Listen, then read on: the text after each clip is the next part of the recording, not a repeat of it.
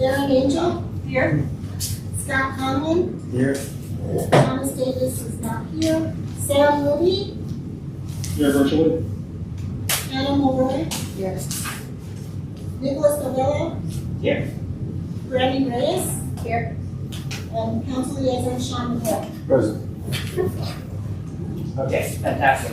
All right, next up is approval of the previous month's minutes. We'll do that real quick. Were there any comments or amendments to the previous month's minutes? Yes. Okay, Erin. I was attending virtually. Okay. That's it. Administrative. Got it.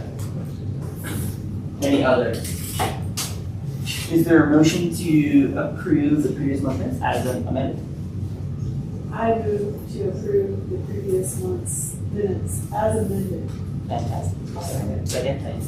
All those in favor? 1, 2, 3, 4, 5. Okay. Oh, do we see Sam's vote? Okay, fantastic. Great. Okay, next on the agenda, we're going to move to the public comment to be heard. But I want to be clear, this portion of the public comment to be heard, we're going to focus on items not related to the distal toll land swap property. We're going to come back to that after in the agenda. So starting with items that are not related to that meeting, I think we might have a few folks sign up on the list, right? We do, but I think it's for the last one. All for the land swap.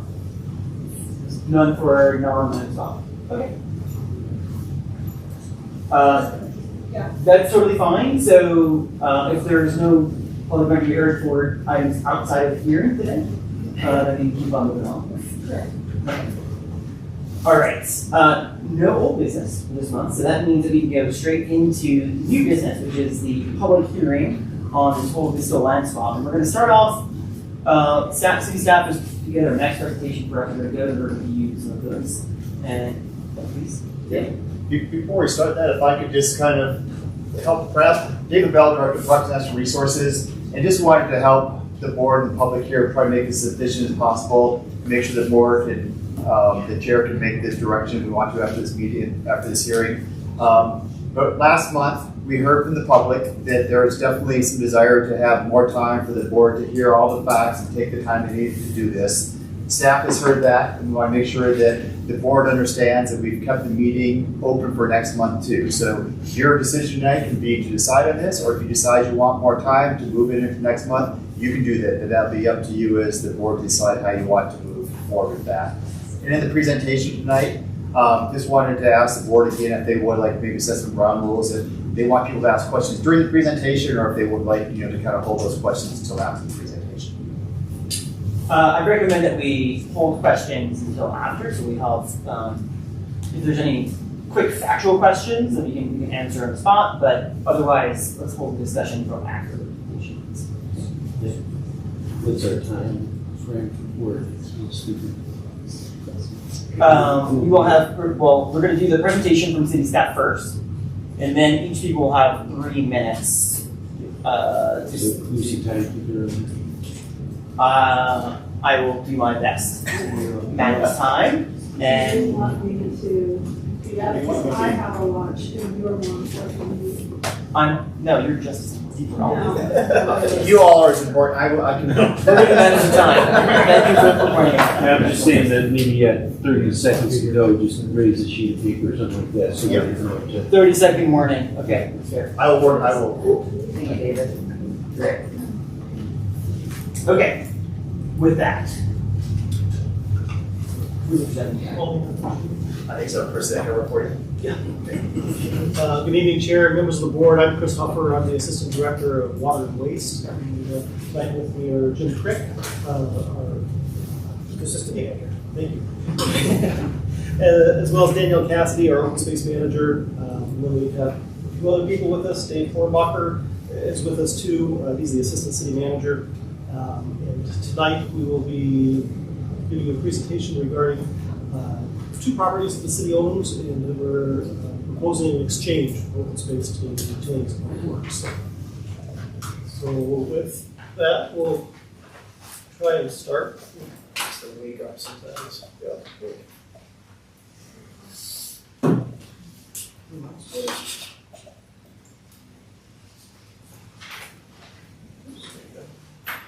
There we go.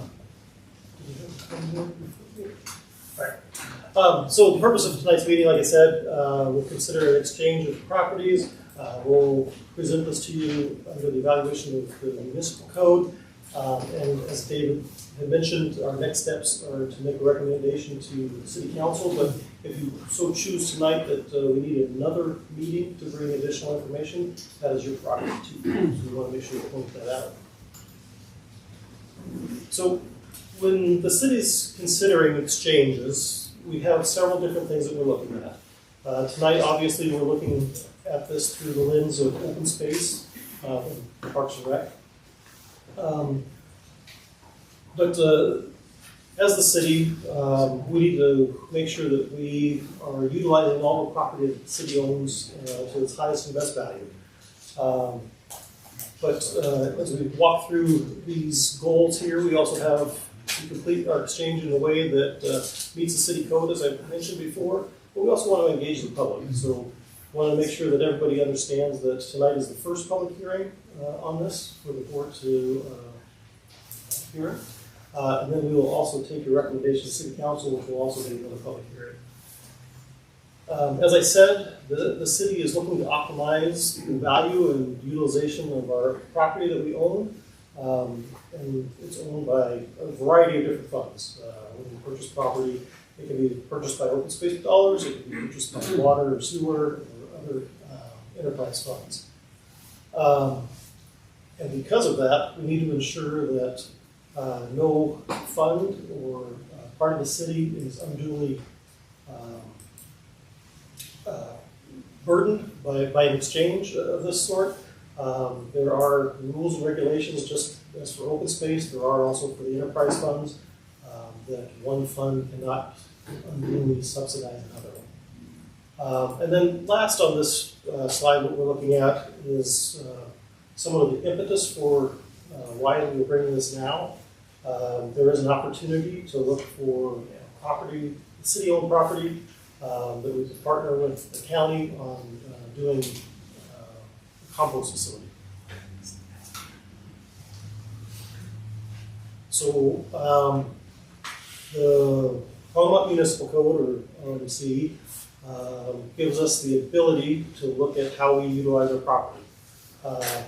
Title 14 under Section 52 contemplates land exchanges. If it comes to a point where it appears that one property is better suited for some uses than another, 145201 gives us the ability to do that.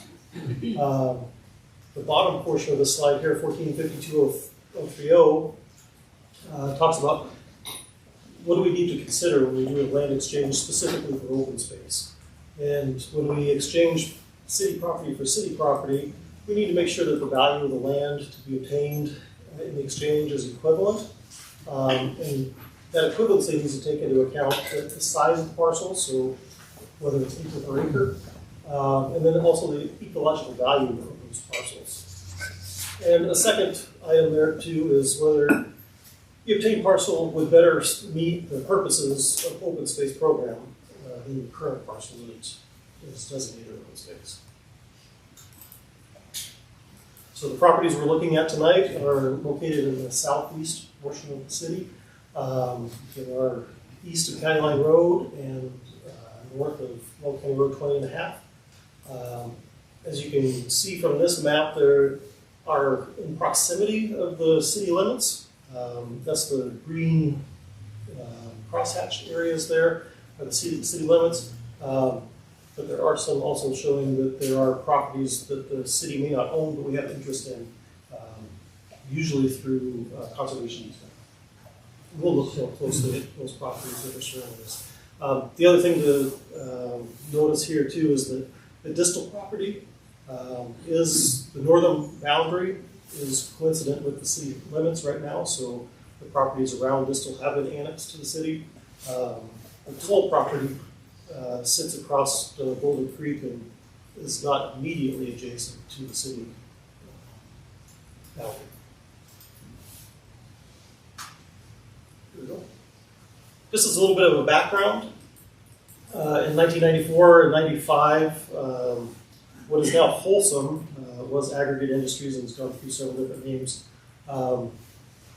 Purchased these properties and petitioned the state for a mining permit. They received those mining permits in 95 and started their operations. In 2007, the city worked with Aggregate to purchase the Sandstone Ranch, and part of that whole negotiation included an option for the city to purchase Distal and Toll. And in 2019, the city exercised that option and purchased the properties with some water funds, sewer funds, street funds, drainage, and also open space. Looking at the Distal property, this property was purchased entirely by open space due to its proximity to the city limits, other open space, as well as we can see here, there are properties to the west of Distal that are owned by the general fund, which is the Sandstone Ranch. The property immediately north of Distal is open space, and then north of that is a portion of property that's owned by the sanitation fund, which was related to the old landfill. So at the time, when Distal was purchased, that there was a thought that this maintained open space at the borders of the city, as well as being close to the St. Vrain. It's kind of hard to see in this picture, but the St. Vrain is shown as one single stream running through there. It's a blue line. Actually, in this area, after the floods of 2013, the St. Vrain Creek is very braided, and its influence is very wide through this area, which is encompassed by the current open space to the north of Distal.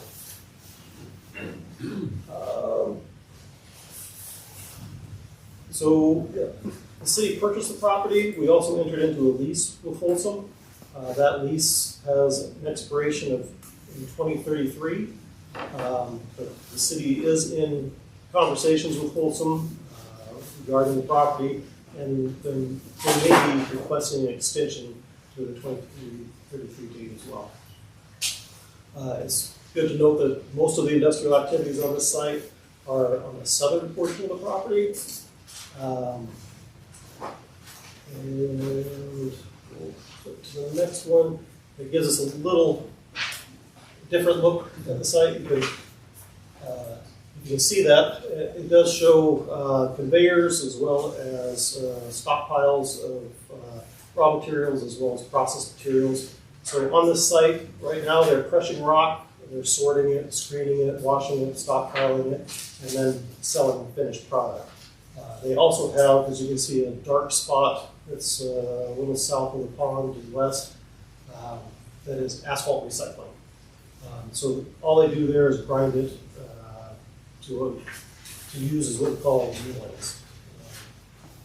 It is good to note also that no chemical treatment of the rock is done at this site. It's all just mechanical processing. Moving to the Toll property, we move across Boulder Creek.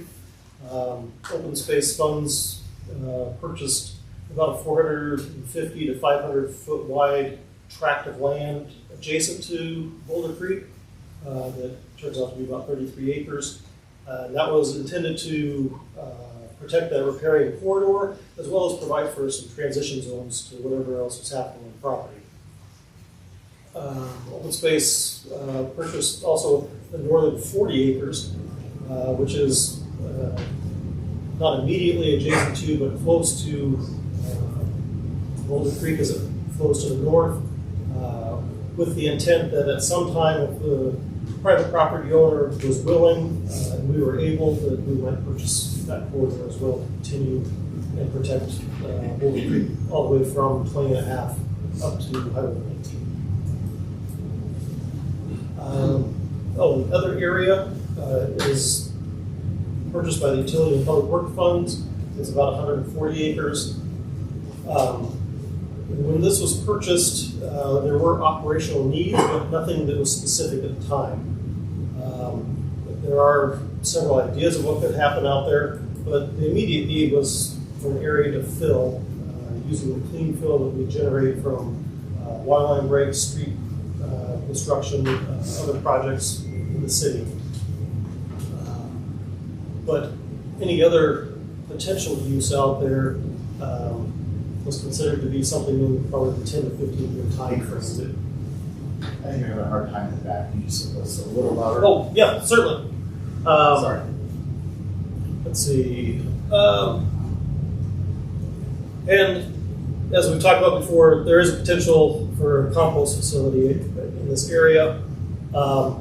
It's also good to note that with the property that was purchased, there is an additional storage water right, as well as 2.5 shares of the Smith and Emmons ditch.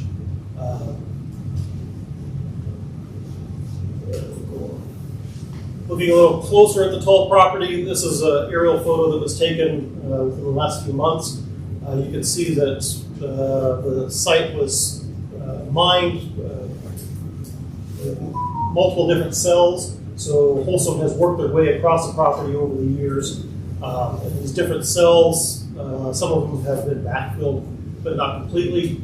So elevations through there vary from somewhere to 10 to 20 feet below what was existing grade prior to mining. Let's see. It's also good to note that since 2013, the state and the counties have been working with FEMA on new floodplain maps. And the current maps that just came out last year actually showed this entire property within what's called the floodway. Not just the floodplain, but the floodway. But it's also good to note that it is not very deep and it's very wide in this area. So there's a good potential that we could go through a FEMA process, a clover and a loamer, to raise a certain portion of the property out of the floodway and floodplain so it's usable.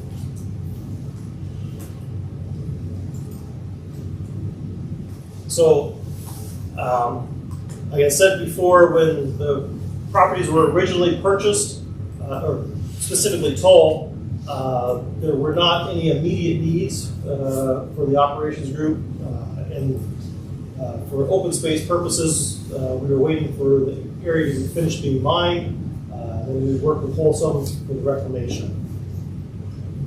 Since that time, there have been a couple of opportunities that have come forth. One of them being that the conditional decree for storage could be utilized for exchanges in order to get water to other open space properties that do not have irrigation water today. And then most recently, Boulder County has approached the city to talk about opportunities for a composting site. So the city has just started those discussions. We have not entered any agreements or gone any further with that. But Distal is the one property the city has that's situated that could potentially house a composting facility. So with that, I'll hand it over to Jim to start a discussion on opportunities for open space. And Jim, just for people in the back, if you can't hear it all, just if you raise your hand out, that way I don't have to interrupt Jim. If you just kind of glance back there, Jim, Yeah. make sure we're getting in the back of the room. No problem. Can you hear me if I'm talking well? Okay, perfect. So, like Chris said, I'm Jim Crick. I'm the ecosystem manager. I'm going to bring this discussion back to the focus for PRAB on really their purview of how this proposed land exchange affects the open space program. So, the open space program, we identified some opportunities from this proposed exchange. One of the main things that we saw was that, like Chris said, even though the Toll portion of utilities and public works property is within a floodway, it could still be developed. So the open space program kind of recognized that if that were to be developed for kind of public works operational uses, that could have a larger impact on the Boulder Creek corridor. That Boulder Creek corridor is really important for wildlife. We've got a lot of mature cottonwood trees in this corridor, which we are starting to lose on the St. Fran Creek corridor post-flood. And those cottonwood trees are really important for, say, bald eagles. We've got 3 identified roosting sites for bald eagles here. In this corridor, within 2 miles of each other, are 2 bald eagle nesting sites that have been active at least since 2016 that we know of. We've also had heron rookeries, egret rookeries nesting in this corridor. And we've even had, there's a nonprofit local conservation group. It's called the Front Range Nesting Bald Eagle Studies Group. They actually submitted a paper to us just recently and wasn't included in public comment period, so you can review that as well. And it further confirmed how important the Boulder Creek corridor specifically is in this particular region, is how important it is for bald eagles because of those roosting sites and nesting sites. So with that, Open Space recognized that if the city were to develop municipal operations on the toll site, that could have quite a big impact on that Boulder Creek corridor. So we saw that if we could locate those facilities on Distal instead, we could further separate those operations from the Boulder Creek corridor. But at the same time, we would still be able to maintain protection of St. Fran Creek corridor. And we'll show you a couple of options of how we'd be able to do that in a couple of slides. So just a reminder, although PRAB's purview is to look at this decision through the lens of the Land Exchange Municipal Code, like Chris stated, staff and city council will be looking and have been looking at this exchange through multiple lenses, as we described before. But what we're here to do is to describe how this land exchange will impact the open space program. And so with that, staff has developed 2 concepts for a land exchange that we will now present. So this first concept is the one that was generally presented to City Council at the January 14th City Council meeting. We've provided a little bit more detail in this one. And so just a reminder, there's kind of 3 criteria that PRAB and Council will be evaluating this through the Land Exchange Municipal Code. So there's the relative size comparison of the parcels, the ecological value, and how it meets open space purposes. So in terms of the relative size, we are exchanging an equal amount of acreage between Distal on the west and Toll on the east. So 93 acres would be exchanged to Public Works and Utilities on Distal for 93 acres that would become open space on Toll. So you can kind of see, so this would be the Public Works and Utilities is kind of pink, salmon, whatever color you're seeing, and 93 acres here for open space. Just a reminder, the existing open space is this 40 acres and this 33. And so we'd be able to preserve some of that protection of St. Fran Creek on Distal by maintaining 22 acres roughly of open space still on the Distal property on that north and west sides, kind of this L here. And then we'd further be able to buffer the St. Fran Creek on Distal, as well as the neighbors here that live on this side of the creek, by having this hatched area would be what we call an operational setback. And so that setback would be able to provide a visual screen, be able to help abate noise issues, any other potential impacts from operations on the Distal site. And to give you some ideas of what might happen in that kind of operational setback, we could have berming, we could have screening with landscaping, like shrubs, fencing. So that's kind of what we'd be looking at in that operational setback. Jim, I have a quick question. Yeah. So I don't understand, I can't visualize 22 acres. Can you tell me like what that band looks like? So we had a football field on the right. It's like just above a football field on the right. From at Toll is the band of protection. What's the distal band of protection about in football fields? Because I don't understand acres. So this width here is that roughly 450 to 500 feet. Yeah, so it's like So 1.5 to roughly, 2. yeah. So this band here, and just to be clear, these are still conceptual. Uh-huh. So this is kind of rough sketching of what that could look like. but we're trying to get those acreages more to line up here. Okay, but just like in feet-ish thing. Yeah, so, I mean, just looking at this, if you're looking at, say, north to south here on this 22 acres compared to here, it looks about half of that, so maybe, 150, 200 feet maybe. But obviously, depending on the direction that PRAB recommends and ultimately what council decides, we would fine tune that and actually be able to say, this is exactly what that distance is going to be to be able to get the acreages to line up. Is that helpful? Yeah, Okay. very good, visualize. Okay. So where were we? So, talking about the ecological values, like we said, we'll have kind of those buffers on distal. The majority of the property on Toll would be open space. So, like we mentioned before, if the exchange wasn't going to occur, there would be potential for the operational side, the public works and utility side on Toll to be developed. So if we can shrink that down and create that as more of an open space, then obviously we can lessen that impact of any operations that might occur on Toll.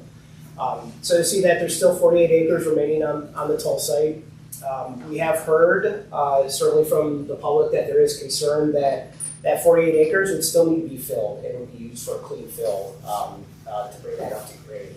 So we've been able to estimate on the high side maybe 50 years to fill that in, but certainly that could be expedited to fill that more. As an example, there was a fill site on another property in the middle of town. Estimated that was going to be like 15 years to fill, and it got filled in how long did that take to get filled? I want to say 5, but Yeah. it may have been 6 or 7 years, but So, it was yeah. much faster than we anticipated. So it all depends on how much is produced. But like we said, if we do hear that there's more concern, we could try to expedite that fill as well. But with that, as it is filled, it can be reclaimed as it is filled, and that reclamation process will be at the expense of Wholesome, the gravel mining company, and utilities and public works. And as it is reclaimed, that would then be transferred over to the management of open space to manage as upland habitat.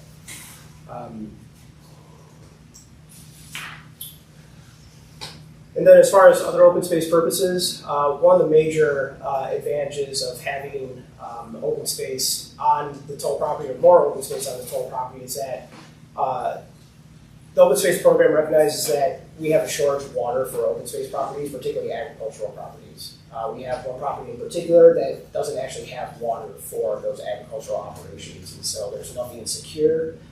So that makes it difficult, obviously, for our ag tenant to actually farm that property. So we would be able to potentially develop water storage on the Toll site that would have a priority for meeting that open space water shortage need. So our second concept, flipping through. So this shows kind of the concept of where that water storage could be on the property. And also, there would also have to be an operational setback from that reservoir. You can't just have fill just go right up to it, so you have to have some sort of setback. So that would even lessen even more of the operations going on in that 48 acres.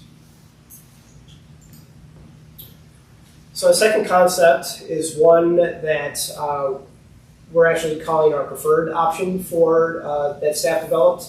And that is because this is in reaction to the comments that we've already heard from the public and their concerns. So we're trying to meet those concerns with this option. And we also feel that it meets these 3 criteria the best compared to the first option. So again, starting with the relative size comparison. On this one, open space compared to what utilities and public works would receive would actually be a little bit more going to open space. So approximately 55 acres would become open space on Toll, and in exchange for 50 acres on the distal site. So open space would come out a little bit ahead on that one. In terms of ecological value, pretty similar except to the first one, except the most ecologically valuable areas on both properties would be open space. And those ecologically sensitive areas would really be those buffers on St. Friend Creek and Boulder Creek. So you can see, and maybe we can go back and forth so you get an idea, or not. Well, don't want to mess with it. But, so you can see on the Toll property, we're able to maintain a little bit bigger setback from Boulder Creek on the east side. as well as create more continuity between the existing open space parcels on the Toll side, that north 40 acres and that already existing 33 acres along Boulder Creek. And then you also notice the open space acreage on the distal site. We've got significantly more, particularly adjacent to the St. Vrain Creek to the north, so that's 65 acres there that will be retained as open space in this option. And like the first option, we would still have that operational setback, that kind of green hashed area around the 50 acres there, with the idea to try to center the compost facility on that kind of the bottom part of the T there, and try to set that as far away from St. Vrain Creek and Boulder Creek as possible on that site.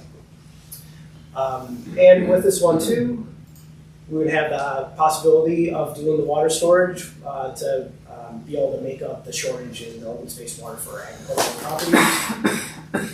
And this one too would also have that operational setback. So even though there would actually be more acreage still for utilities and public works on Tull after this exchange, because of those setbacks around the reservoir, it would actually end up being a smaller area than the 48 acres that would be left from the first option. And so with that being smaller, it would take less time to fill. And so this is just giving a very conceptual idea of what kind of final reclamation could look like with water storage on Tull. So we wouldn't have like a concrete line, pool for the reservoirs on Tull. We try to create those reservoirs to be something like gold ponds, if you can picture those, if you've all been there. So we'd have natural vegetation around the edges, trying to create habitat. And eventually, in the end, when final reclamation is done, this would end up being entirely wildlife habitat across the site, including possible water storage.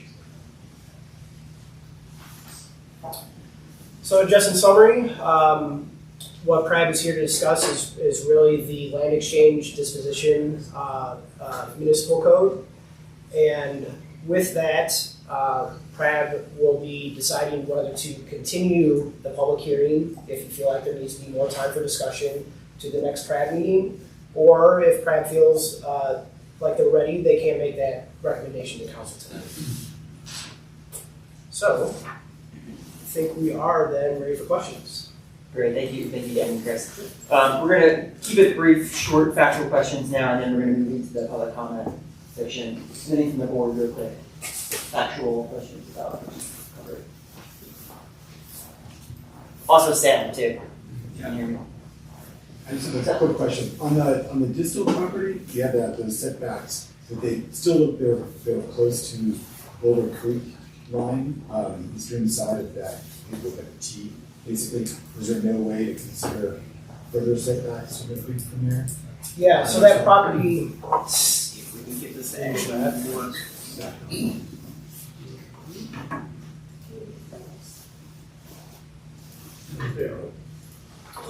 So are you talking about this area here? Right, yeah. So that is all private property. No, but I'm sorry, I'm actually talking within the distal property. Oh, itself. here? Yeah, if there was more setback that could be put on the eastern side of it, it'll all be further away from that. As like an operational setback, or to keep that as open space?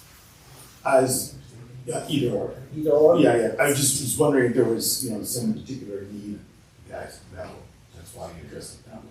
I think that would be something to look into. Like I said, these are really conceptual, so there's details as far as how much space operations would need for like a compost facility. Another consideration, we had thought about open space on that east side, but managing a narrow strip of open space that's not really contiguous with other open space would be a little bit more difficult. And so instead of having open space be responsible to manage that narrow sliver, open space was looking to try to make that more as an operational setback that would be more managed by utilities and public works. Okay. But certainly that's something that could be considered. Okay.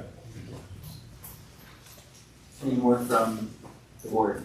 Can you go back to the picture of a modern compost facility, please?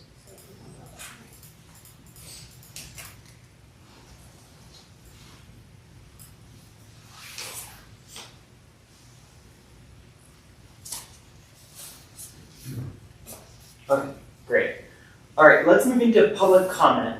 Want to hear from public on this issue while you're here for this tonight.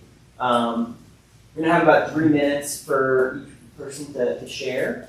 You just start off with your name and address for the record, you know who you are. And then quickly, just want to know, what is the count of people for people? 5. Okay. Piece of cake. Danielle? First. Just stand here. That's great. My name's Danielle Terhune. I live at 1710 Wells County Road 20 and a half. My mother, Anita Scott, has owned the property since 1987. We live directly south of the distal property.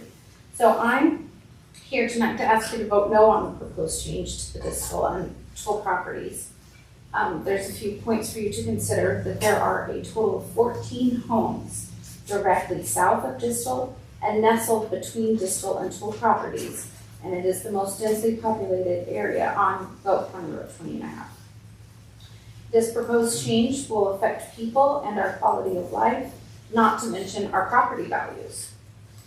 The letter that the residents on Wells County Road 20 and a half received stated that the distal property is difficult and costly to restore as an open space due to the industrial gravel processing facility that is still on it. I know that if I lease a home or a property, it is my responsibility to leave it clean and in the same condition that it was when I moved in. So why is Wholesome not having to pay for this and clean it up? When my mother and I found out that Wholesome was almost out of material and would be shutting down in the next few years, it was music to our ears. The noise pollution and the air pollution that Wholesome creates is absolutely ridiculous and infuriating.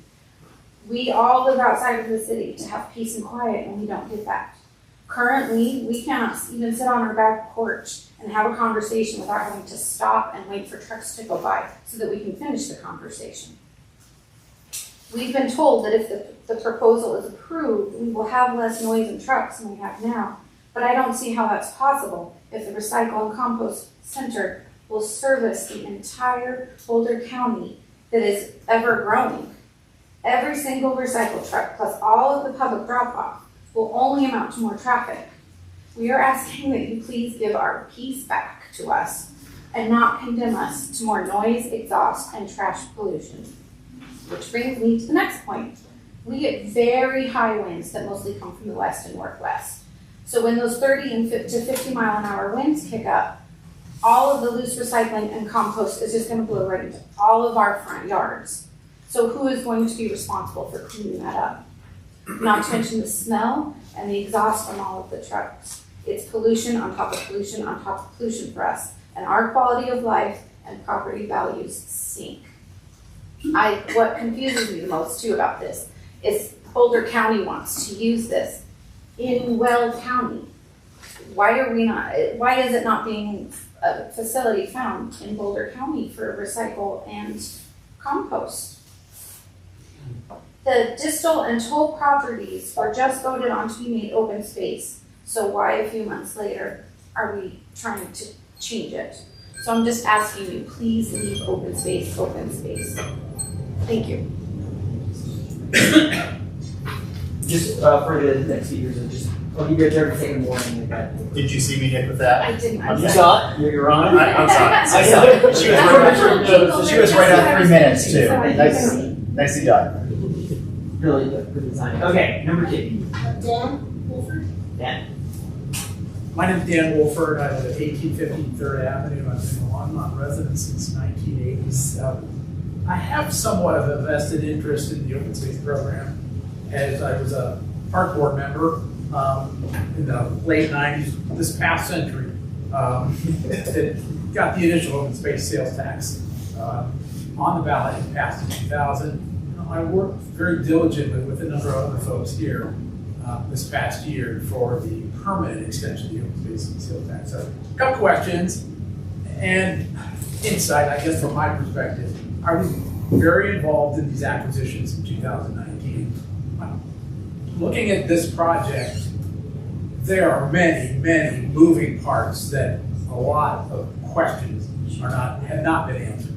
I mean, when you look at the numbers of players on both of these properties right now, if you include all the city work groups. There's well over a dozen entities that are working on this property one way or the other, whether you're including the fire department, who might be moving to Bristol, or sanitation working with Lower County, who may want to, work with us.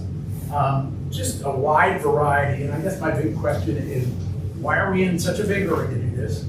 We have lease agreements on this property until the end of December of 33, that's a couple years out, and would recommend that we slow down a little bit, take your time, and look for some of these answers that I've talked about. I've included in your packet on page 21 through 23, I provided you a map that reflects some of the open space properties and how the distal and tall works within these work groups.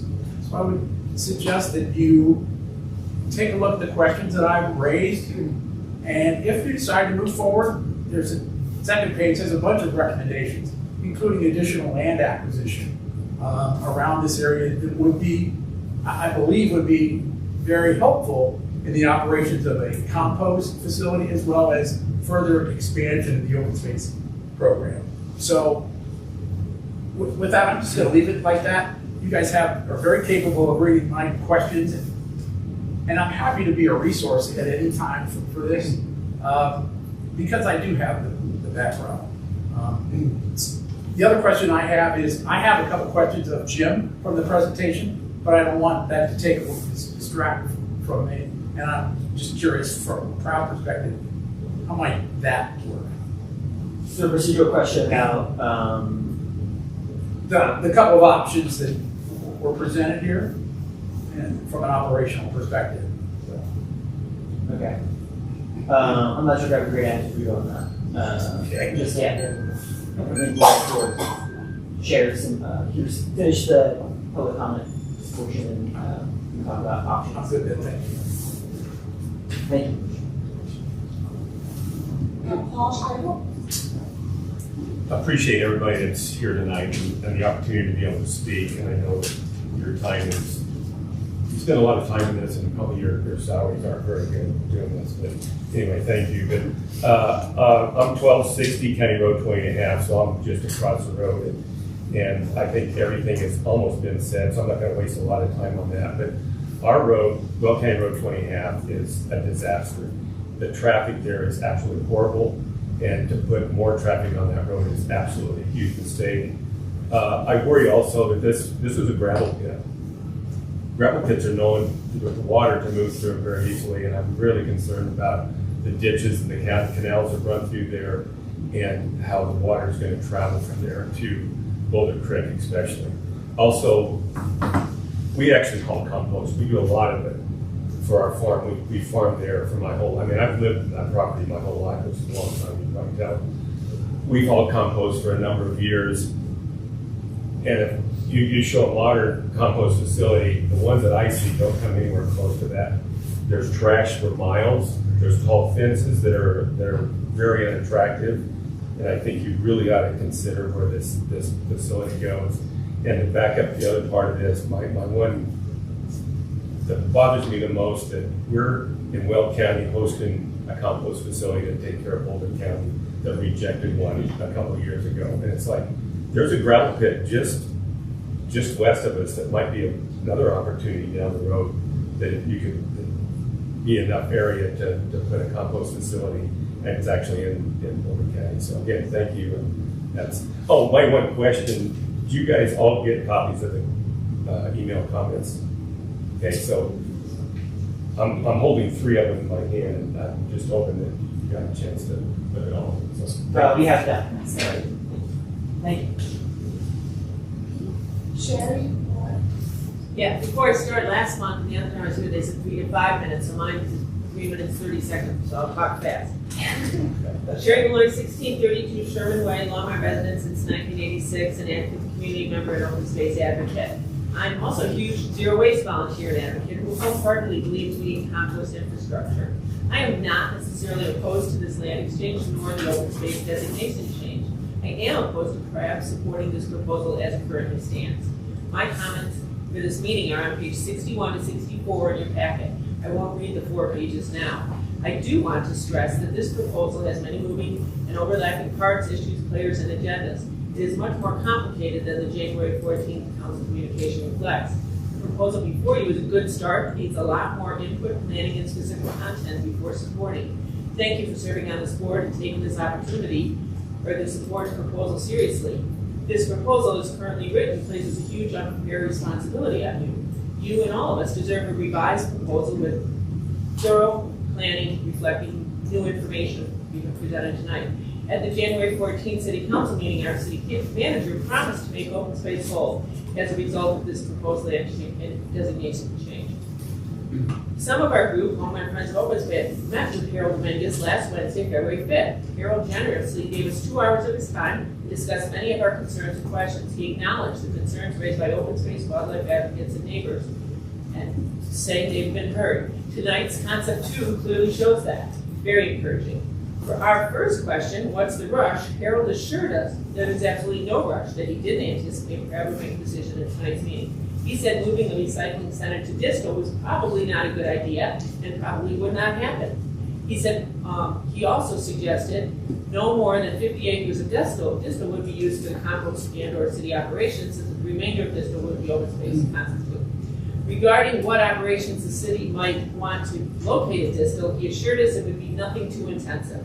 He told us there would be enhanced buffers around development to protect open space, and the public works would pay for those buffers. Harold committed to investigating acquisition of more properties for open space in proximity. You recognize there are many complexities to this proposal and emphasize again there is no rush. We reviewed the 11 recommendations Dan Wilford, former open space manager, submitted in your packet on pages 21 and 22. Harold thought those all looked doable. He said the city has been speaking with homeowners about their concerns. I left that meeting feeling much, much better about this proposal when it is revised. I feel confident our city manager is committed to keeping his word to make open space whole. That said, the 2.0 version of this proposal must have the 11 recommendations included to ensure things don't get forgotten or undone in the future. Tonight I'm hoping Crab will delay your decision until these 11 recommendations are reflected to safeguard that promise to make open space whole is kept. Our group, Friends of Open Space, spearheaded the open space sales tax extension that was successful in last fall's election. Crab unanimously endorsed that ballot measure, and 74% of Longmont voters have said yes. Their vote demonstrates the high values they place on protecting open space and also their trust in our local government. I'm sure we can all agree that fostering public confidence is a very worthy endeavor at this time. Crab will do well to delay taking action on this proposal until key questions and issues are sorted out and the 11 recommendations are included in a new and improved version. Thank you. Thank you. Gordon Petro? I'm Gordon Pedro. My comments were not in your packet because they got stuffed into the spam folder, but I think you got them in front of you tonight. Okay. Gordon Pedro, 2639 Falcon Drive, Longmont. You, Crab members, have an important role to play whenever it comes to the sale or transfer of open space property. Crab is the only board or commission mentioned by name in the Open Space Disposition Ordinance, Section 14.52 of the Longmont Municipal Code. Crab is spelled out in the ordinance because it's the advisory body that has been most involved with the open space program. You are the eyes and ears for the residents who in November voted to extend the open space sales tax in perpetuity by 74%. Section 14.52.030C1 of the code is entitled Sale or Transfer and states, quote, the sale price of any open space land to another landowner or the transfer to the cost to another city department shall be based on the fair market value of the property interest as determined by the city council. Obviously, the city council will make the final determination. However, the council has to refer this matter to you as required by the city code for a recommendation. In my mind, that means the public works staff should have put in your 400+ page packet an analysis of both properties that they're wanting to exchange. I do not see such an analysis. How is Crab to advise the council without critical information? It would appear to me that to make a recommendation about without facts makes a recommendation meaningless and undermines your role in the Longmont Municipal Code. Given the scenario, would you adequately have been the eyes and ears for the residents? This is the first time change in an open space program. It's a precedent-setting one. You need to take your time and make sure you have all the facts you need in order to do it right. Do it by the book. Most of the passionate open space speakers here tonight have been told by the city manager that this exchange is to be done correctly by a code, not on a schedule. Given it is obvious that Public Works and the city manager are for the exchange, you deserve to have all the relevant information before making a recommendation to the city council. If you feel compelled to make a recommendation tonight, I encourage you to recommend denial because of a lack of information. You can always reconsider after you get more information.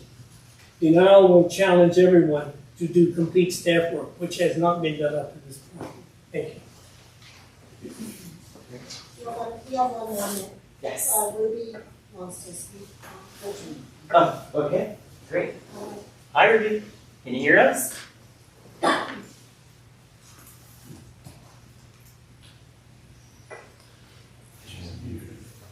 Oh, off mute. You were off mute, Ruby. Now you're muted again. Okay, there we go.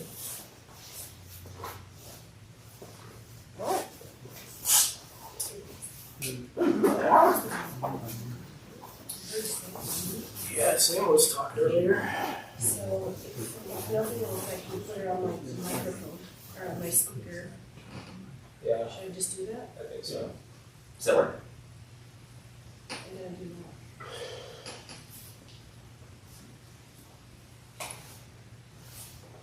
Hi, I'm gonna have you on the speaker on my phone, because I can't hear you with the computer, I'm not sure why. Okay. I don't know why it's not working. Okay, it's gonna be quiet. That's all right, Ruby. We're hearing you now. We have about 3 minutes, so just please start with your name, and your name, and your address for the record as well. Okay, thank you. Ruby Golden, 1512 Left Hand Drive, Longmont, Colorado. A glaring omission in City Council communication memo regarding the city's distal open space disposition and land exchange proposal are the impacts on Bald Eagles on a 4-mile stretch of Boulder Creek. This includes all important communal routes at the confluence of Boulder Creek and the St. Vrain. The Bald Eagle report, which was submitted by Brent Range Bald Eagle Nesting Studies, which is in your packet, explains the importance of the confluence community as vital winter habitat for eagles. This report also documents the sharp decline of this route due to environmental and human caused factors. After reading the report, it was clear to me that the proposed city development at Distal, which will bring increased noise, light pollution, and human activity to the area, will ecologically damage eagle habitat on Boulder Creek. Another concern which was brought to the attention of city staff is that if the composting facility was built at Distal, bald eagles and other wildlife in the area may forage for food scraps in the compost heaps that are deposited on the property.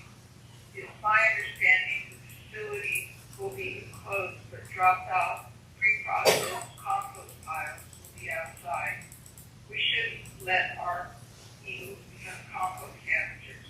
We should have more respect for these eagles. A compost facility on Distal will open up our eastern greenbelt border to more development and will increase environmental impacts to our wildlife and to our neighbors in Weld County.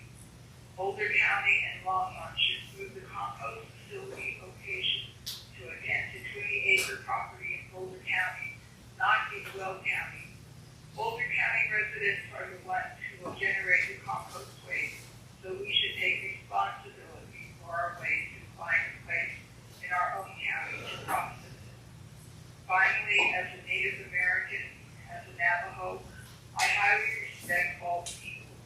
They are an important part of the spiritual lives of many Native tribes. They are part of our healing ceremonies and our creation story. Bald eagles are considered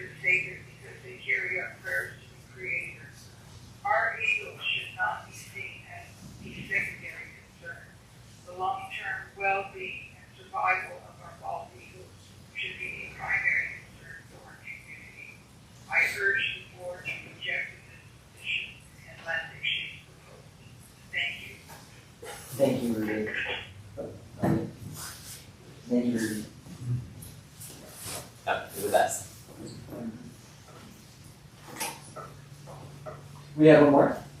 Oh, Two more, okay. Awesome. Hi. Me?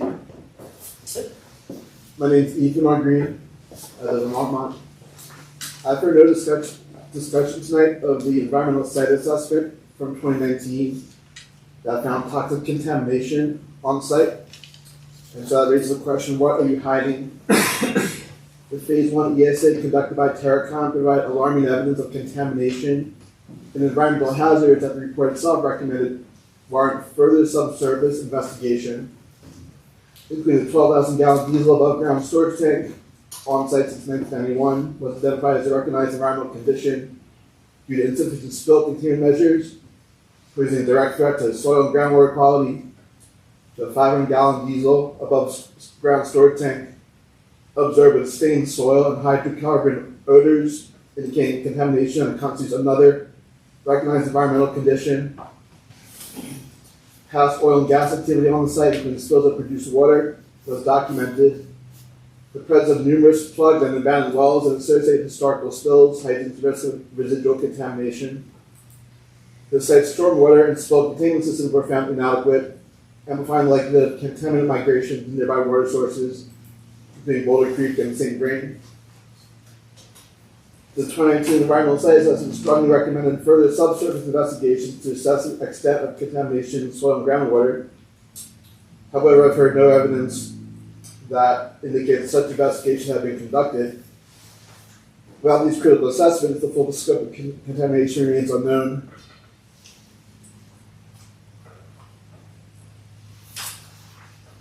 There's no clear understanding of the risks posed by subsurface contaminants, including the general interaction with leachate from a composting facility. Proceeding with redevelopment would be reckless and could exacerbate existing environmental hazards. A composting facility inherently involves the processing of organic material which generates leachate and odors. Placing such operations on the site with known contamination presents the following risks of groundwater contamination, air quality concerns, and health risks to waters and residents.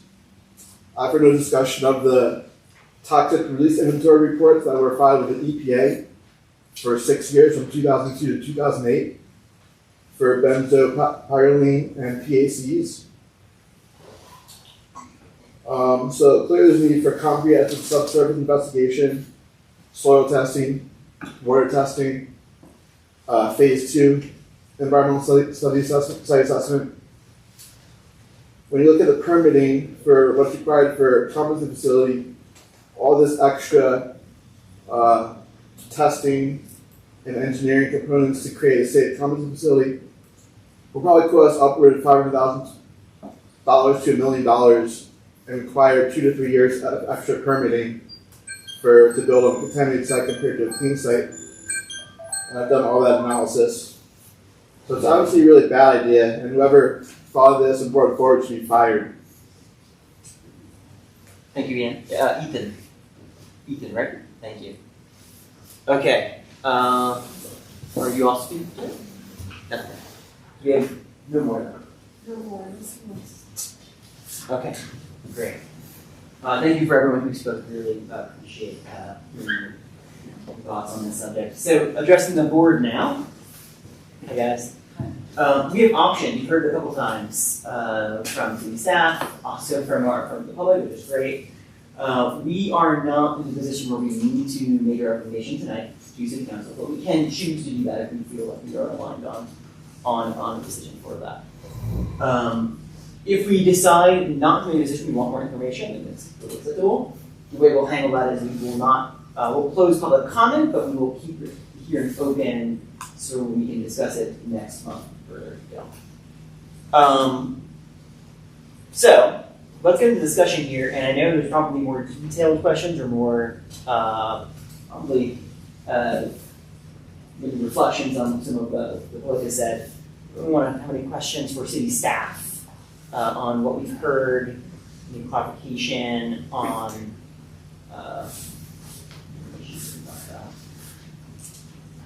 I have a question. So the whole property is in the floodway, not just the floodplain. You alluded to its ability to be used for development. It seems like it was purchased perhaps with that intention. but filling it to get a filmer or a loaner to move it out of the floodway, it's a pretty expensive endeavor for the city, especially for us, and that's how we're gonna do it. I don't know how to ask this other than like, was that really something the public works planned to do, or have that expense to bring this property out of the floodway to develop it?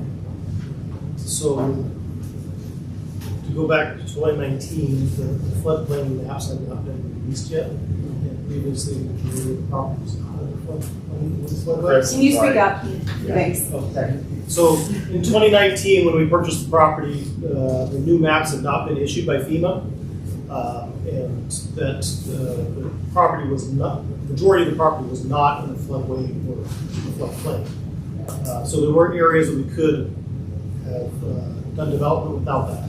So that is one impetus for this exchange, is that the distal property is not in the floodplain or the floodway. The northern portion, there's a portion of the north side that is in the same rainfall. But that is one option that, as you indicated, is time intensive and expensive to do that, to do those studies. So, but that is, if the exchange does not happen, that's one option for the city to look at. It's helpful to know that that information wasn't available when the land was purchased. Yes.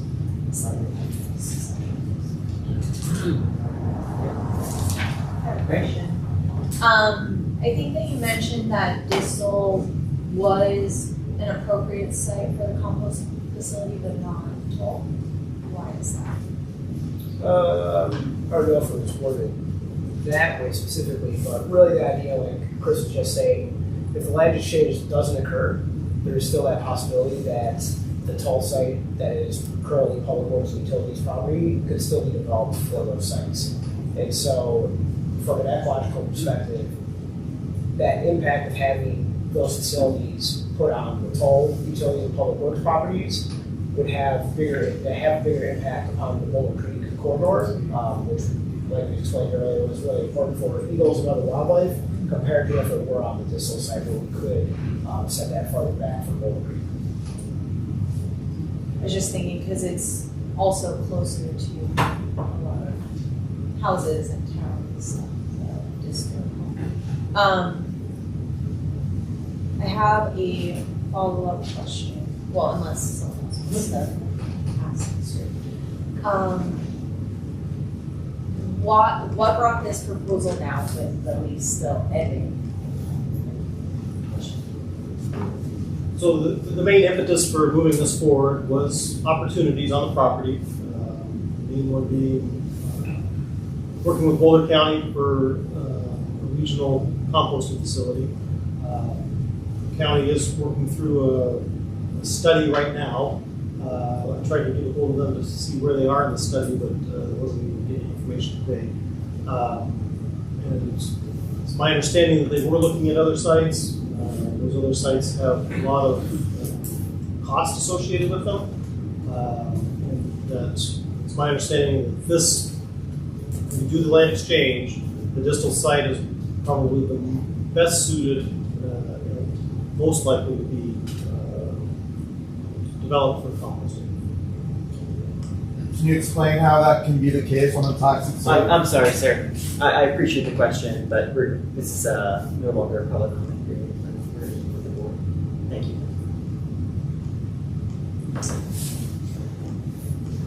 Brandy.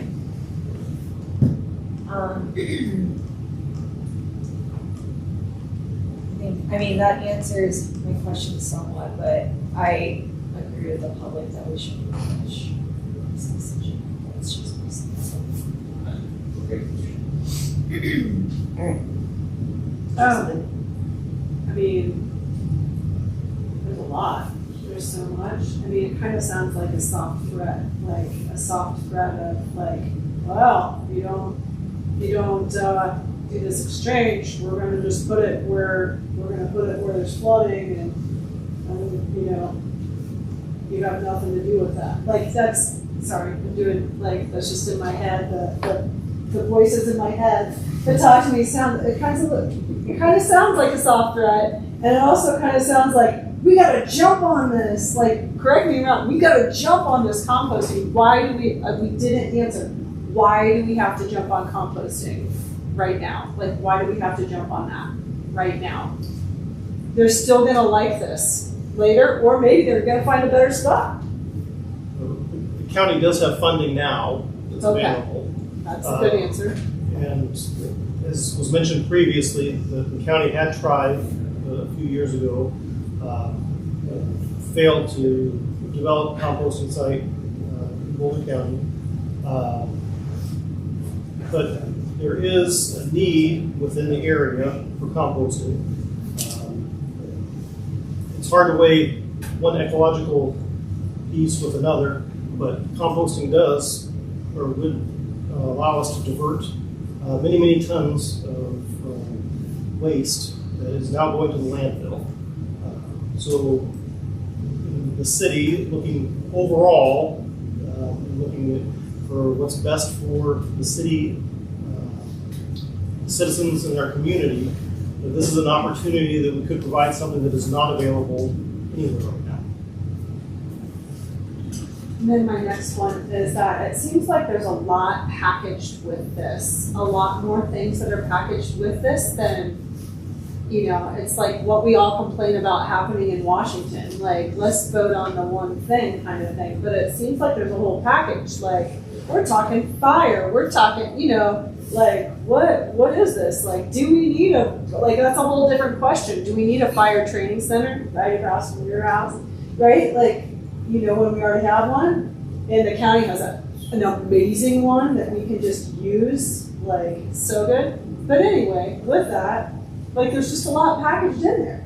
And I think it's not as transparent as it should be. Like, it really needs to, we need to be honest with what we're asking and what we're going to put on this.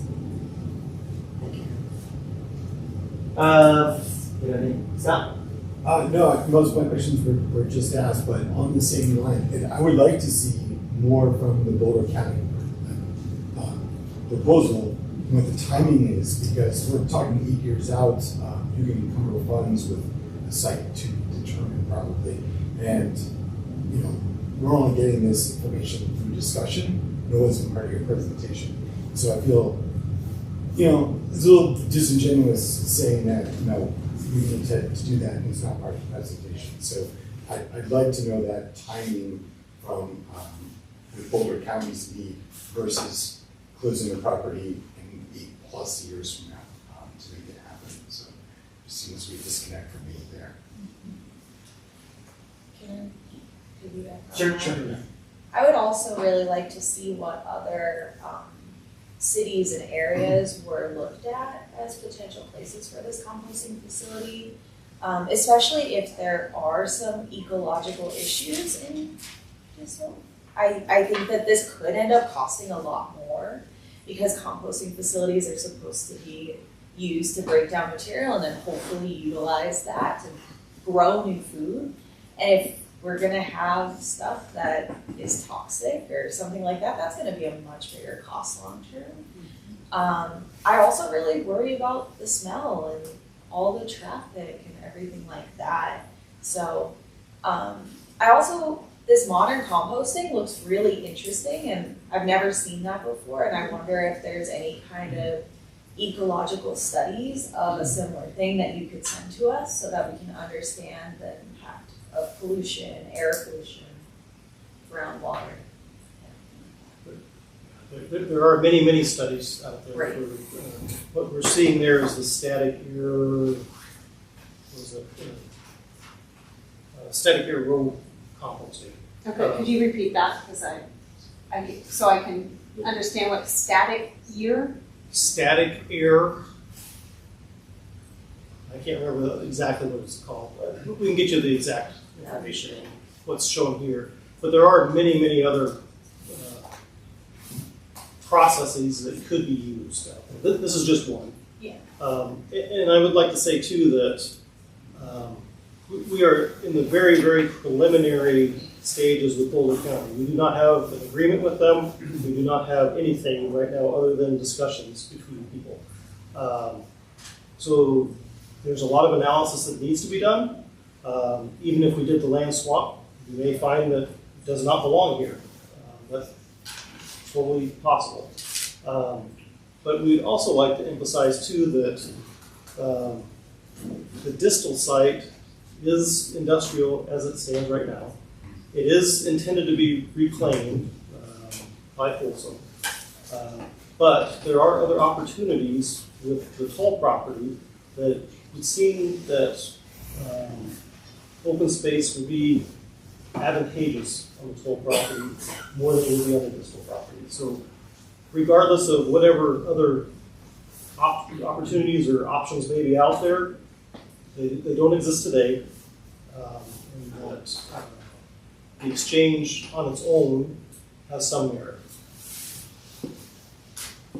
I guess as a reminder to myself, we are not necessarily here to debate the feasibility of the compost study itself. We're here as proud to look at the disposition of open space meeting standards, right? So I just throwing that out there. Right. Just a reminder. I have a question, because you mentioned Boulder County, but this is in Weld County, several people have pointed out, and I would like to understand if you've engaged with the county, if they have land use provisions, transportation preferences on properties, what their thoughts are on them. Yes, there's been preliminary discussions with Weld County Planning, and we've gone through the regulations with them. This most likely have to have a USR or other. We have to go through other steps within the planning department there. They did not raise anything that said they would preclude the use of composting property. Great. Sam, hello. Yeah, hey, I don't have any questions right now. I have a comment, but I want to leave space for questions if there are still questions. Comment, please. Cool, thank you. Can you guys hear me okay? Yeah. That's sweet. I want to kind of actually just start with what Hannah said, which was, I think, really astute, which is bringing us back to why this was referred to PRAB and what the topic is that we're discussing. The referral to PRAB was not to have PRAB conduct a planning review for a compost facility or to assess the suitability of the site for that use, but to review I think what staff presented, which was the kind of trade-off and argument of how we might do an exchange, if appropriate, of open space value between two parcels that are owned by the city, well, through various means. And I guess my comment really be that I've been trying to keep our view to that pretty focused, because it's going to be a very extensive public process that this facility would go through if it was proposed. There's currently no facility proposed. If it were proposed, there'd be an extensive planning review process, either by Weld County or if there's a proposed annexation by the city of Longmont, depending on how that would go down. And at that point, I agree with almost all the questions that were raised around the details of leases, the site location, transportation, pollution, air quality control, wildlife concerns. But to me, those are questions that are appropriate at that time in the planning process. And that's the kind of report that I expect to see if I was on the Planning and Zoning Commission for the city, or whatever Weld County's version of that is. And the county would bring that forward as a proposal, it would be the body that would be proposing to build that site. So yeah, I guess my comment is that based on the merits that Jim presented and the staff pulled together, I'm supportive of this primarily because I think it sets us up for more options in the future. That's how I'm seeing it. How I see the parcel is that there's two relatively similar locations that have similar challenges of industrial gravel extraction. And there's one parcel that is already level and might be a better site than the other that's more focused on this use. And there's been several arguments in favor of that. And so I guess I'm supportive of that kind of narrow reading of the discussion. And to be very clear, not by any means ignoring the very valid comments and questions, just saying that that's going to come up in great detail in a further process. So, yes. Thank you, Sam. You make really good points too about the role that we have as part of the PRAB board to review this. Okay. I have one final thought, there were no other ones that were put out here. So we talked a bit about why now, the urgency, what's at stake if we do this, right? And what would be the opportunity what would be lost if we did not do this? Let's take the other hypothetical. Let's say we decided today to make the recommendation to City Council to move forward with this, right?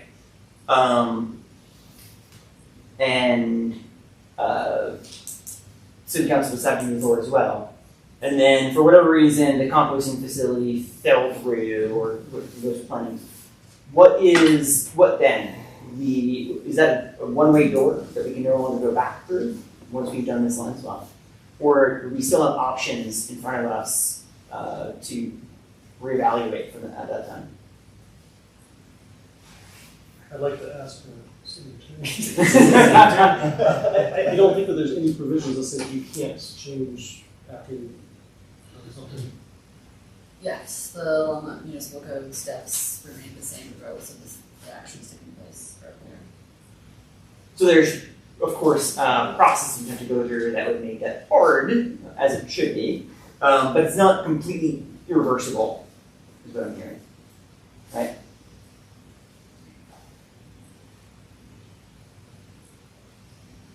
Is that a fair? Yes, that's afraid to say yes. Yeah. Okay. I think it's important to call that out because we talked a little bit about the time, the urgency behind this, wanting to strike while the iron is hot, and we have Boulder County funding and all of that. And then some of the arguments I've heard are about, well, we need to take more time to review and to see the details of such. And I think that's fair criticism. I think Sam pointed out as well that those proposals, that will take time and further studies, and we'll have to do more work in the future. But making a decision tonight to move forward with this wouldn't be the end. There would still be more discussions in the future to go and to further evaluate what we're talking about here. You take one step forward, and it is impossible to take it back. Like, look at not impossible. It's just so tough. Okay. Like, look at look at what I had been pushing for the whole time I was in Crab with the Gala. Like, once you move any place with the city, going backward is like slogging through a mire. Like, it's just too tough. Yeah, you have to be sure before you take that step. That's my personal opinion. I wish this was like a circle of us just actually talking, because this is not us actually having a conversation about something that is just really tough. But I just feel like it's just tough. Go forward and then move back. That's it. Okay. Thank you for sharing.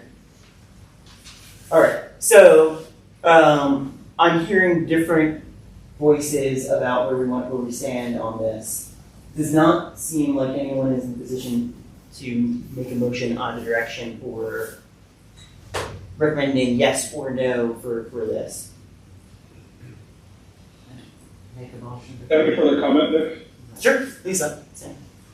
I think maybe I'll start with a quick question to staff. Can you just remind us what the subsequent action would be after this? If we made a recommendation either in support or denial, this goes back to City Council for basically a re-review. It's not a reading of an ordinance yet, it's just a review of a proposed swap. Can you just clarify what the status is? That's all.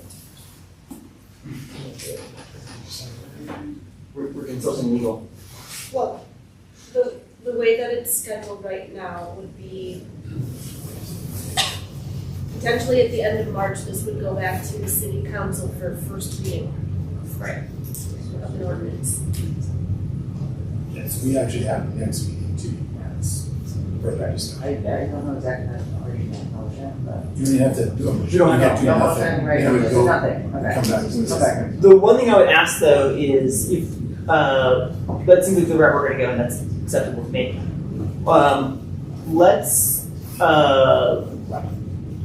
Let's align on what information we'd like to see additional beyond what we've seen today that we want to bring into March's meeting. That's important, I think, because otherwise we're going to be just going around in circles, and I don't know if that's gonna be. I have one I can start with. Nick. Yeah, exactly. So I think somebody from staff mentioned that we request information from the county on the status of their research project into potential composting sites and didn't hear anything back. I would ask that we stridently request more information from the county on the status and expected timeline of that report. If the city's potentially considering hosting that site on city-owned property, or if there's some exchange, that's a pretty big, coming through for the county, where it's been so difficult to find that site. And I would expect the county to include the city more closely on the planning study that's underway. And ask that we re-request that information and come back with a better idea of that timeline, maybe an understanding of how many sites they reviewed or looked at, or what this criteria were, or a representative from the county planning, and I forget the renamed, or the county organization that does that. Community Planning and Permitting, CPP. Ask a representative of that staff, if they're funding the study, organizing it, to come and speak at the next meeting, if that's the case. I think we deserve that, and would ask for that. Thank you, Sam. I think like similar. I think he's speaking specifically to Walker County. The composting companies acting as the unincorporated zoning planners who's permitted composting facilities, and they've done it to all sorts of issues. You can imagine. If possible, I would like to see something more from not necessarily the county, but like there's no easements, not easements, but there's no encumbrances. We would allow you to do this. We wouldn't allow you to do this. We're fine with them both staying in open space. One zone this versus that. I don't want like a formal zoning letter necessarily, but something from Weld County would be nice in terms of their thoughts of things on open space versus not what their zoning is or something like that. Something like, and it would be in my best experience with a formal zoning letter. Like, this property is owned, hey, it would be appropriate for this use, or it would be appropriate for this use, but I don't want you to necessarily do that.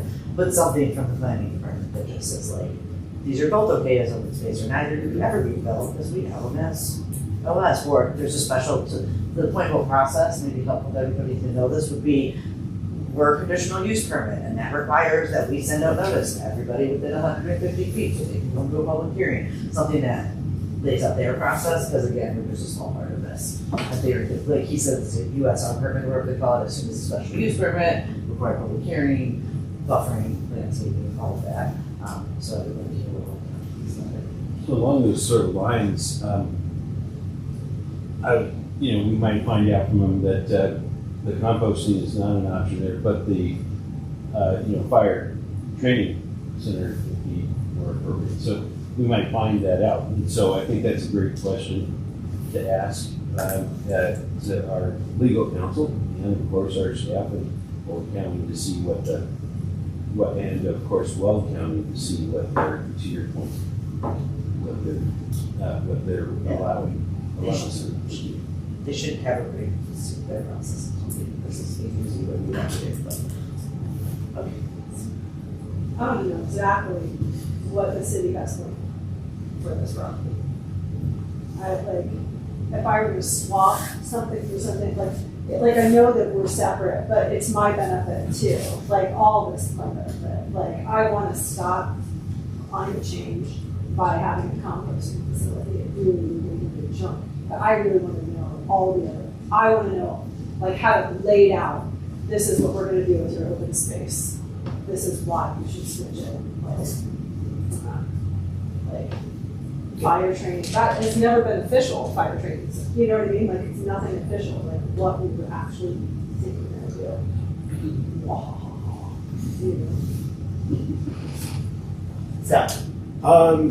So I guess I came into it a little naive of what a compost center was. I was really considering like a recycling center sort of thing. And so I guess, for points that were brought up from the public, environmental impacts on the adjacent open space, I think is important to ask staff to know what that looks like, because you can have a buffer because you're going to have industrial vehicles over there, but if there is a lot of plastic in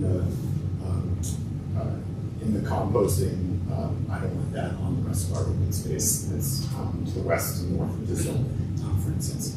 So I'd like to hear that. Also, reading the Bald Eagle study briefly, it seemed to be a wider corridor would help alleviate problems. That was kind of my first question I asked tonight. So I'd like to see if that would be possible on the eastern side of the distal property, just to do a bigger setback, whether it's open space or non-operations, to match, I think it's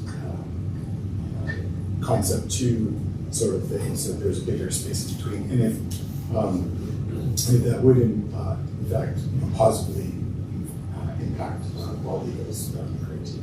So I think those are my 2. The quality of, yeah. I think I would like to see for the second concept, because it sounds like that's what staff is maybe recommending out of the 2, and I think it looks better. But I would like to know, I think you said that it was a smaller area or less to fill in, and it wouldn't take the 50 years. So I would love to have an estimate of what you think it would take, and then also feasibility of, can we make that a priority in our budget to make sure that we're returning open space so that our folks can use it sooner rather than later. And again, with the corridor and everything like that. So I would just like a realistic timeline and then feasibility of how quickly we can get that filled in and create those water resources as well. Thank you, Brandy. So you've heard our wish list. These are all the things we'd like to hear in future discussions.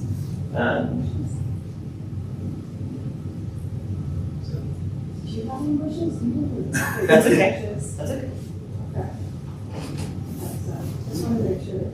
Okay. Appreciate that.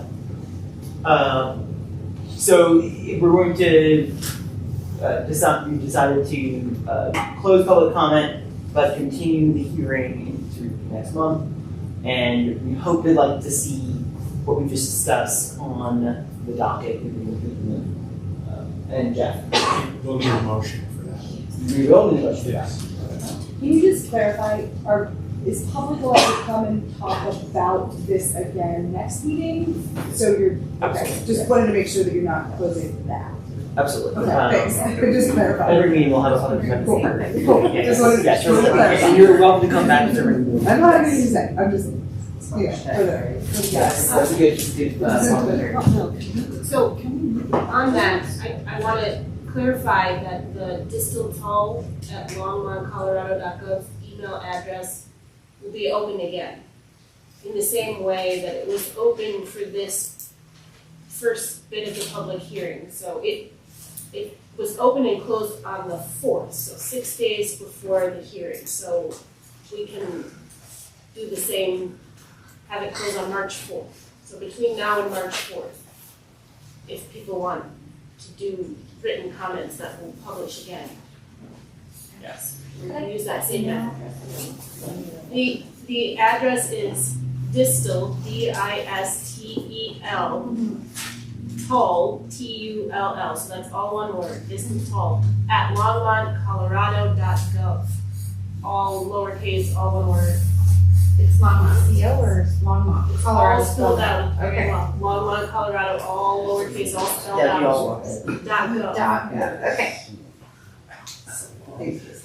Great. Jeff has made one parliamentarian style edit that we do need to have a motion to make this decision. To table it. Right? To continue it to March. Aaron. I move that we continue this discussion to the next meeting with additional information to be provided, please, by the city and Weld County and Holden. Okay. You a second? I second. Okay. All those in favor? Sam? He's probably up there. Just can't see. Sorry. I'm voting no. You're voting no. Okay. All those opposed? Sam says no. Thanks. Okay. All right. So we have enough to carry the vote to say yes, we're going to move that motion passes, and we'll discuss this in the following meeting. Okay. So one more parliamentarian question here. do we technically adjourn this meeting? No. No. Can't. Okay, so we will not adjourn this meeting. You will continue the hearing to March. The meeting will come to an end for the February meeting. Change these up. Correct. Yes. Not Right, okay. Going home. So out in politics. Everything I do from next month. Exactly, right? Okay, all right, thank you everyone. Keep everything.